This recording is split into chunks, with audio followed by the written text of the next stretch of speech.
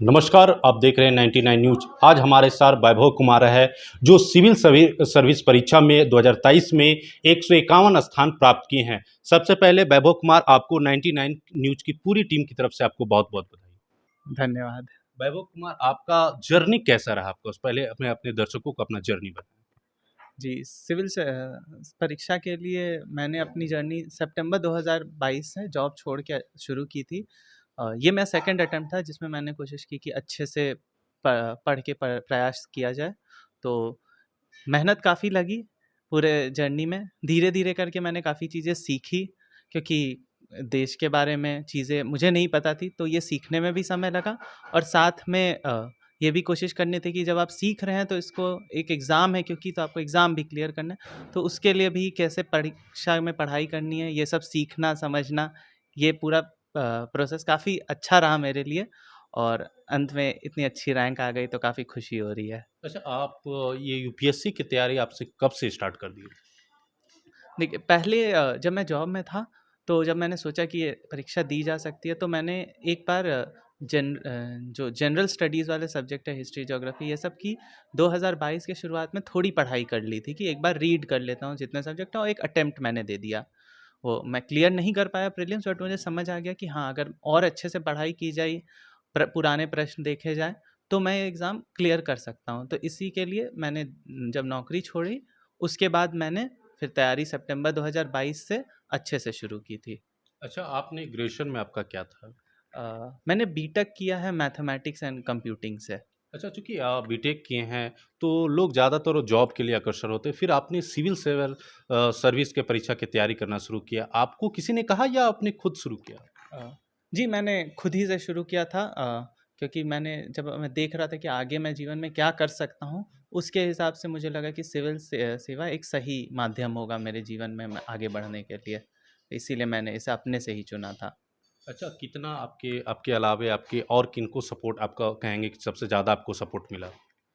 अ, जी, मेरे पहले तो मेरे माता-पिता और बहन का बहुत सपोर्ट रहा पूरे इस जर्नी में क्योंकि जो भी सुविधाएँ मुझे चाहिए होती थी वो हमेशा मुझे मिली कि मैं अच्छे से पढ़ पाऊँ और इसमें आगे बढ़ पाऊँ। इसके अलावा मेरे पूरे परिवार में सब लोग सपोर्ट किए हैं मुझे कि मैं मेहनत करूँ, सबका सपोर्ट था। मेरे दोस्तों का भी काफ़ी सपोर्ट रहा है क्योंकि वो हमेशा मुझे कोशिश करते थे कि मैं कभी निराश ना हो इस प्रोसेस में और वो उनका भी काफ़ी सपोर्ट रहा है।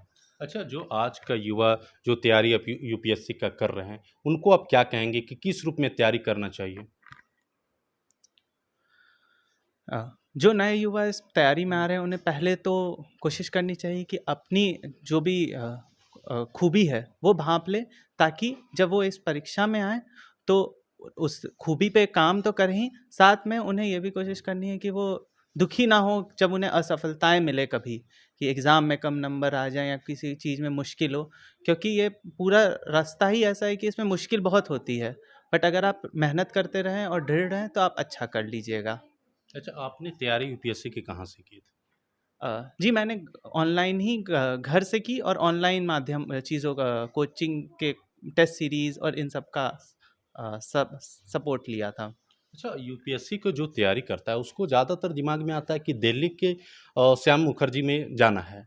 तो कितना आपके लिए चैलेंजिंग रहा कि आप रांची में रह के तैयारी की? खुद पर विश्वास था या फिर? अ, खुद पे भी विश्वास था और आज के समय में जब से ऑनलाइन हो गई हैं चीज़ें, तो अब ऐसा है कि कोई भी चीज़ जो चाहिए होती है सब ऑनलाइन मिल जाता है। तो वो ज़रूरत अब आपको नहीं है कि आप वहाँ जाएँ और दिल्ली में तैयारी करें क्योंकि कोचिंग और उनके चीज़ें जो भी के पढ़ने की चीज़ें हैं वो सब मिल जाता है ऑनलाइन। तो वो अब आपको वहाँ जाके वो ज़रूरी नहीं था। अगर आपको अपने घर पे ही वो सारी सुविधाएँ प्राप्त हो जाएगी, खाना-पीना, शांति से आप पढ़ पाएँ तो।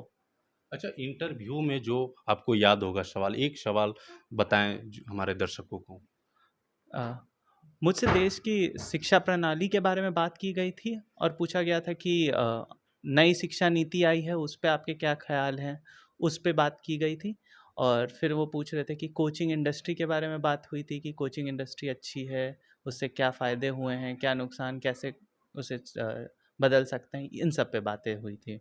अच्छा, आप चूँकि अब तो अफ़सर बन गए, यूपीएससी का एग्ज़ाम अच्छे रैंक से भी क्रैक किए, तो आपकी क्या प्राथमिकता होगी जहाँ पे आप पोस्टेड होंगे?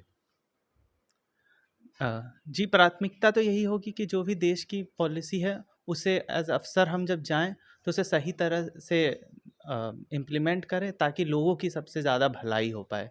यही प्राथमिकता रहेगी हमेशा। बने रहिए 99 न्यूज़ से सहयोगी सुशील के साथ यशवंत कुमार।